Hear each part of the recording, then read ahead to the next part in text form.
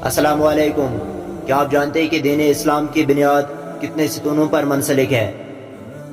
میں آپ کو بتانا چاہوں کہ دین اسلام کی بنیاد 5 ستونوں پر منسلک ہے۔ دین اسلام کا پہلا ستون آتا ہے توحید، یعنی کلمہ پڑھنا اور اللہ کی وحدت پر ایمان رکھنا۔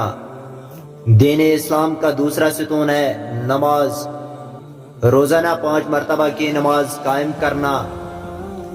دین اسلام کا تیسرا ستون ہے روزہ، زندگی میں ہر سال رمضان المبارک کے مہینے میں روزہ رکھنا۔ اور ہمارے پیارے دین اسلام کا چوتھا ستون آتا ہے زکوٰۃ، یعنی مالیاتی طور پر قرضے، دانشوری اور دیگر ضروریات کے علاوہ مدد فراہم کرنی چاہیے۔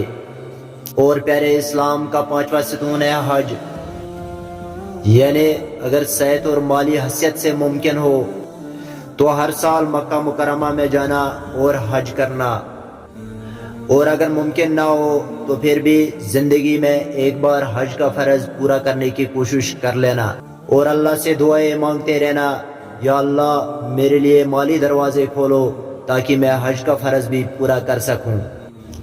اسلام کے ان 5 ستونوں پر ایک ایماندار مسلمان کو عمل کرنا چاہیے۔